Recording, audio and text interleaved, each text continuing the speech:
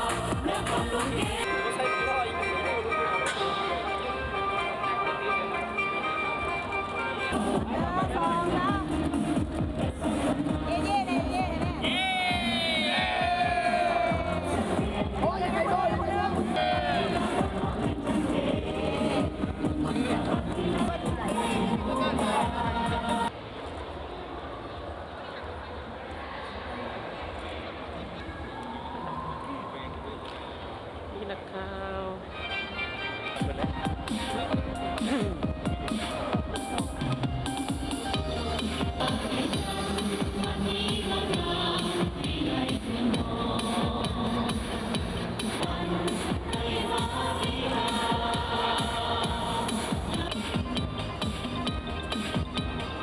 กีฬาลอยน้ำมีหลายประเภทอยู่เลยเราได้ลองไม่ได้59 นาทีได้อยู่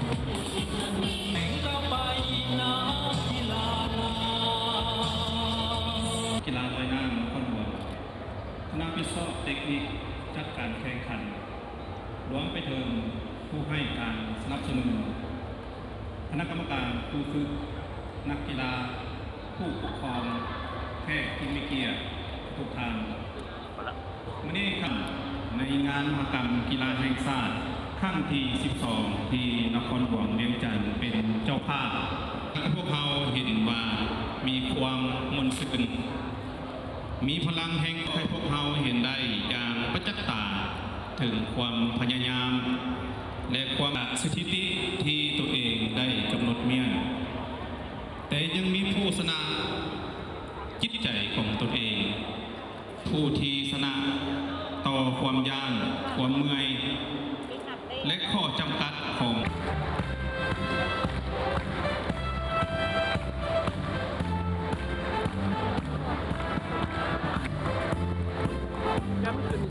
ขึ้น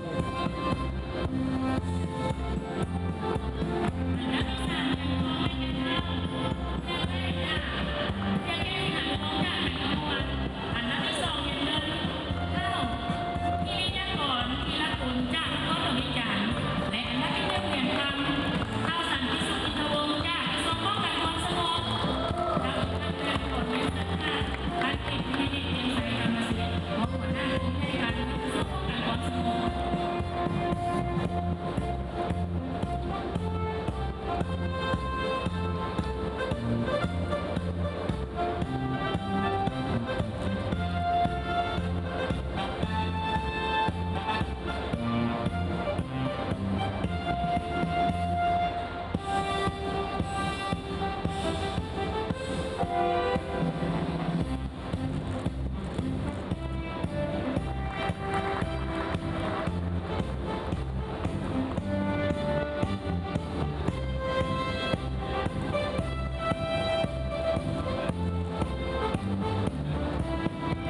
ยังเชิญทานรวมไทยรูปน้ำหนักเจ้าขอเข้าใจน้ำทานที่ให้เกียรติ เรื่องอะไรบ้าง ให้เกียรติมอบเหรียญรางวัลจอนจันทแสงจากแขวงสวรรณเขตและอันดับที่หนึ่งเหรียญคำนักสิริอรุณบุญเจริญจากแขวงคำมวนเจ้าอีกอันหนึ่งของเรียนเชิญทานของทางติงวงศ์ประธานสร้างพันลอยน้ำแขวงคำมวน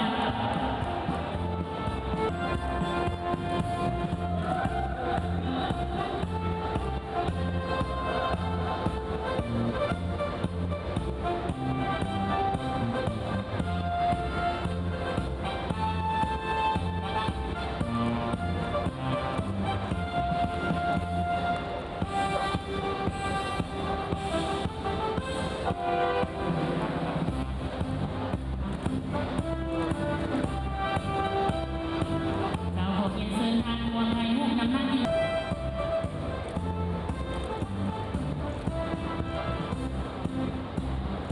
ขอความแน่อุตสาหกรรมการค้า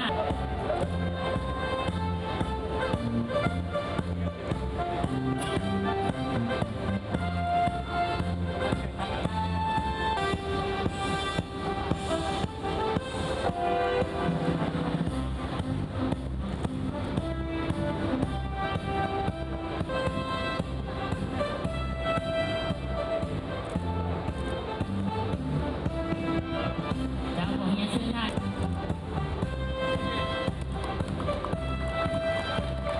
เจ้าขอขอบใจน้ำทานที่ให้เกียรติมอบเหรียญรางวัลภูเรืองหงส์จากนครหลวงวิจารณ์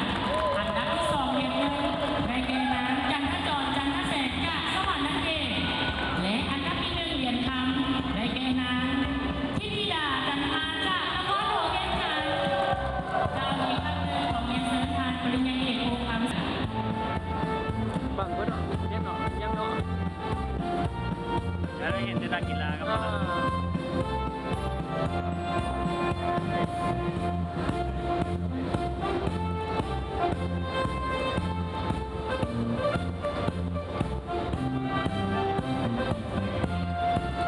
เย็นข้างหลังอยู่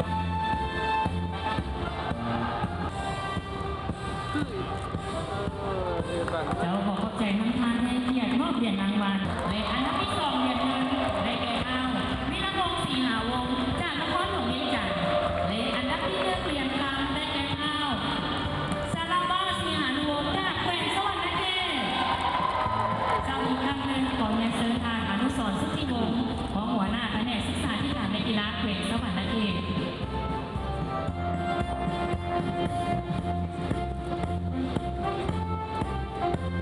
ที่คอด้วยเหรอโอ้ยโอ้ยก่อนย้อนหน้าเราย้อนเนี่ยร้านพ่อแล้วบ่ตายวันบ่ตาย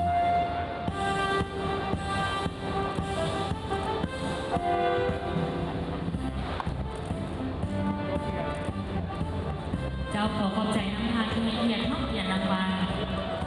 ประสานและอันดับที่สองเหรียญเงินได้แก่นางสิริอรุณบุญเจริญจากแขวงคำมวนและอันดับที่หนึ่งเหรียญคำได้แก่นางตาซิฟิลิปปินส์นิยมใสจากแขวงสวรรณเขตเจ้าอีกครั้งหนึ่งขอเรียนเสริมทานนางเวียนสมัยศรีหานุวงศ์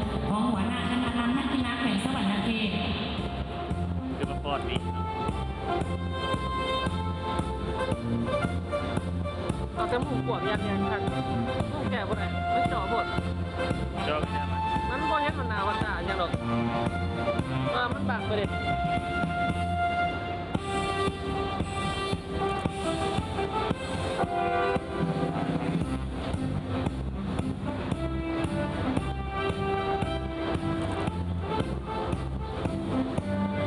สำคัญเอานี่นักกีฬาบุญนะ เจ้าขอขอบใจท่านทานที่ให้เกียรติมอบเหรียญรางวัลเรียนเชิญท่านสุนทรีหลวงประจันทร์ห้องหัวหน้าแผนกศึกษาธิการและกีฬานครหลวงเวียงจันทร์ เปะเลยเปะโอ้ แข่งประมวลในอันดับที่2เรียนเงินได้แก่ท่านสุพิชัยอมณีวงศ์จากแข่งกับประสาทและอันดับที่1เหรียญทำได้แก่ท่านพรสวรรค์วงศ์ประจันทร์จากนครหลวงเวียงจันทร์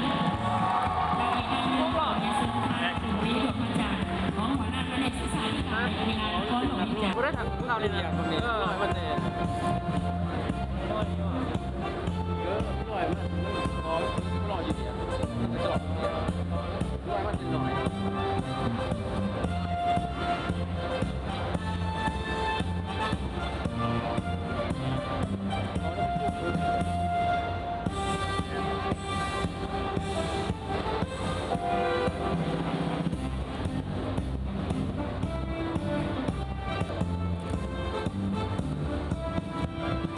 แล้วขอขอบใจน้ำทานที่ให้เกียรติมอบเหรียญรางวัลได้แก่นางดาเรียนอินทวงศ์จากกระทรวงป้องกันความสงบและอันดับที่2เหรียญเงินได้แก่นางมุกธิดาไซยศักดิ์จากแขวงกับประสาทและอันดับที่1เหรียญทำได้แก่นางทิติดาจันทาจากนครหลวงเวียงจันทร์อีกอันหนึ่งขอเรียนเชิญทานดาวเทพอรุณกรรมการทางนครหลวงเวียงจันทร์หัวหน้าคณะผู้กำกับหัวหน้า เอาเลยลายดี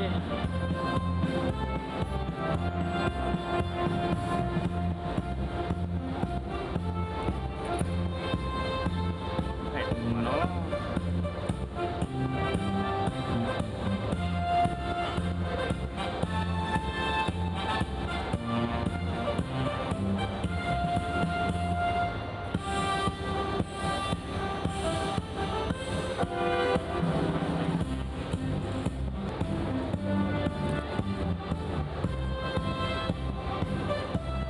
เจ้าขอขอบใจน้ำมันอนุสรณ์ออนที่รังสีญาติเกิดกับมา ถ่ายได้เบ็ด อันดับที่2เหรียญเงินเท่าจิรศักดิ์คำวงแก้วจากแข่งสวรรณเขตและอันดับที่1เหรียญคำข้าวพรสวรรค์วงพระจันทร์จากนครหลวงเวียงจันทร์ แล้ววันนี้ จากที่ท่านองค์ขอเรียนเชิญทานหนุ่มแทนศรีสุวรรณเลขาคณะบริหารงานสร้างเมืองนครหลวงเวียงจันทร์ ต้องเปลี่ยนครับ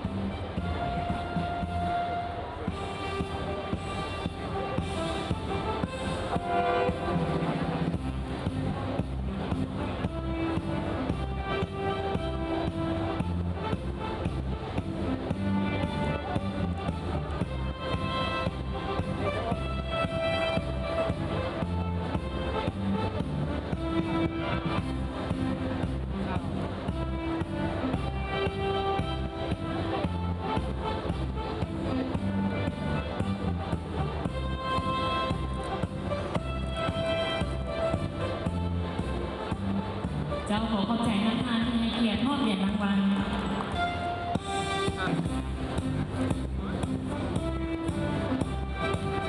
เจ้าขอขอบใจน้ำทานที่ให้เกียรติมอบเหรียญรางวัลได้แก่เท่าเชนเก้สิงหานุวงศ์จากแขวงขบวนและอันดับที่2เหรียญเงินได้แก่เท่าสลับว่าสิงหานุวงศ์จากแขวงสวรรณเขตและอันดับที่1เหรียญทำได้แก่เท่าลิวโตไซสนาวงศ์จากแขวงเป็นประสาทเจ้าอีกครั้งหนึ่งขอเรียนเชิญทานสิงห์นคร 2เหรียญคือกันเลยเหรียญข้อเหรียญข้ามกันบ่เด็ก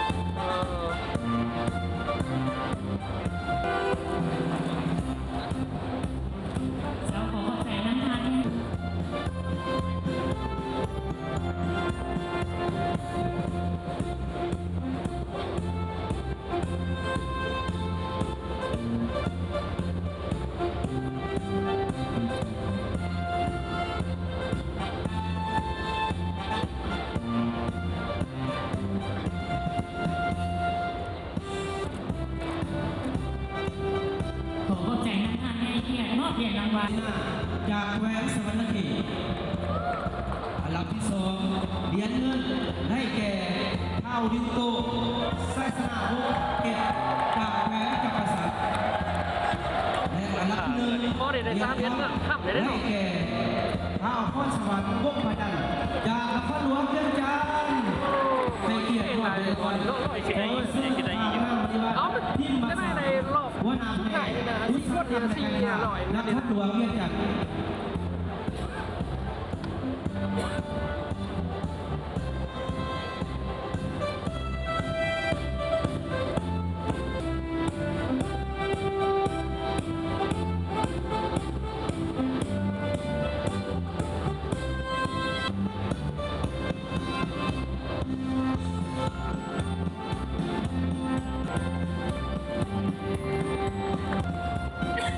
ขอขอบใจท่าน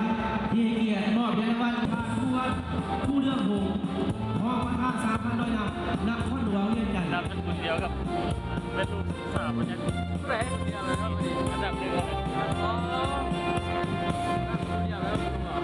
ลูกชายนี่คือลูกสาวมายักษ์กันเอาเราไปดิ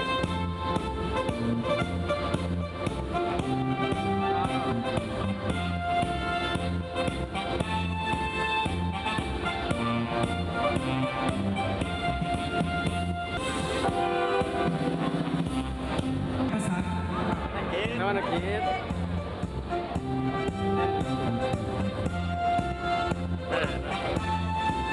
ระวังนะทุกคนนะเฮ้ยมันจะมาซักหรอจะมาซักหรอ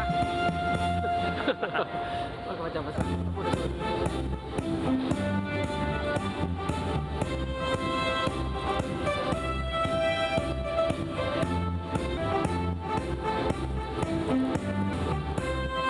ขอใจท่านให้เกียรติเหรียญรางวัลในครั้งนี้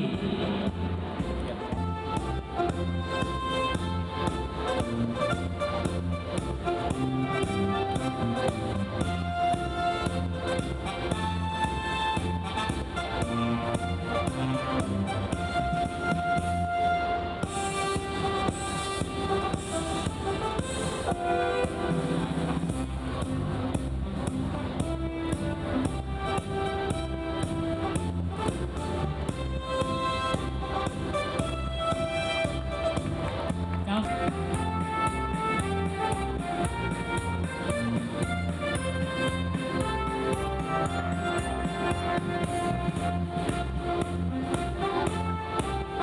ก็ไปยืนไกลแทน เ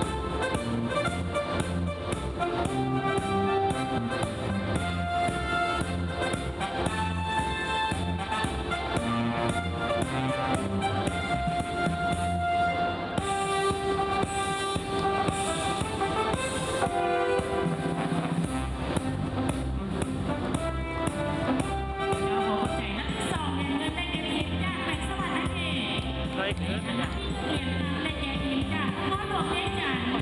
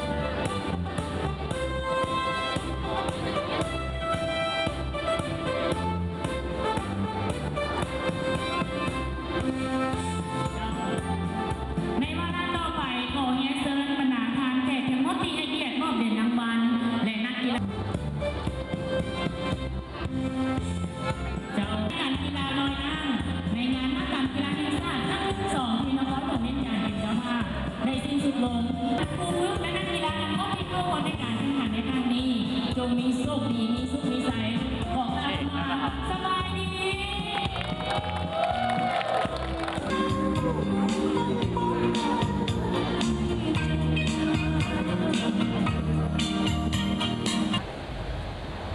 จะข้าพเจ้าชินกรพรหมสิทธิ์เป็นประธานสะพานลอยน้ำนครเวียงจันทน์เนาะก็ถือว่าเกี่ยวกับการเกี่ยมนักกีฬาทัพนักกีฬาของนครเวียงจันทน์เท่านี้เนาะก็คือได้มีการเกี่ยมพร้อมก่อนการแข่งขัน3 เดือนเนาะในนั้นได้มีการไปเก็บตัวอยู่สสเวียดนามประมาณเดือนนึงหลังจากนั้นก็มาเก็บตัวอยู่นครเวียงจันทน์อีก2 เดือนซึ่งนักกีฬาครับนักกีฬาเขาเดี๋ยวนี้มี9 น้องเนาะในการแข่งขันลงชิงชัยแค่นี้ในมหการกีฬานครหลวงเวียงจันทน์ที่เป็นเจ้าภาพครั้งนี้นครหลวงเวียงจันทน์เกมครั้งที่22 2025นี้เนาะซึ่ง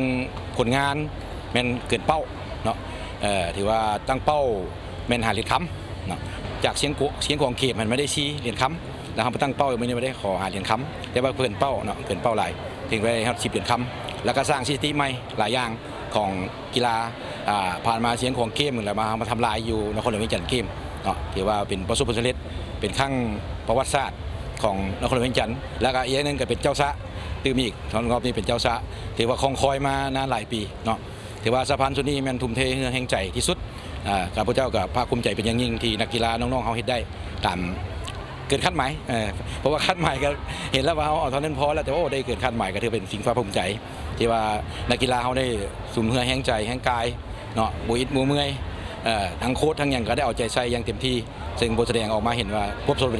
อย่างจบงามแล้วเข่งคู่อันยุ่งยากมันก็มีหลายๆด้านเนาะเพราะว่าที่ว่านักกีฬากระถึกตัดตัวไปย้อนอายุบ่ฮอดเนาะที่ว่าอันนี้ก็เป็นเป้าความหมายความหวังเหรียญคำเขาก็บ่เป็นยังก็ได้สร้างนักกีฬาขึ้นมาใหม่ตื้มเนาะฉะนั้นแล้วก็ขอบใจเนาะทางการนำนครหลวงโดยเฉพาะท่านเจ้าของพิเศษและเป็นท่านห้องเจ้าของนครเวียงจันทน์ท่านศิริรัตน์ทรงศิลป์ทองเพ็งท่านดาวเพชรอรุณหัวหน้าด้านของมิตรภาพหนึ่งท่านอนุสรณ์ลงสอนของหัวหน้าด้านของมิตรภาพหนึ่งที่ได้ระดมแนวคิดจิตใจแล้วก็สุกยู่เนาะระดมทืนฮอนซอยพวกเขาจนมีมือนี้เนาะเชื่อมันว่าในกีฬาเขตครั้งที่13จำประสักเกมพวกเขาจะสู้ซนบ่ให้น้อยหน้าคือนครหลวงเวียงจันทน์เกมนี้สุดท้ายนี้ก็อวยพรใส่ให้คณะนำนครหลวงเวียงจันทน์แล้วก็ทัพนักกีฬานครหลวงเวียงจันทน์ทั้ง33ประเภทกีฬาสู้ซนให้ได้เป็นเจ้าของเหรียญคำนครหลวงเวียงจันทน์เกมครั้งที่22 2025เราขอบใจอะไร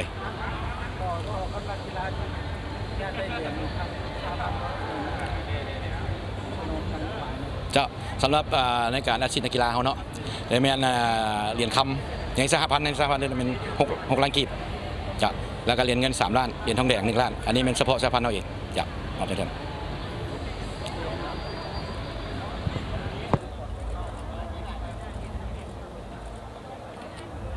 เดียวได้ผู้เดียว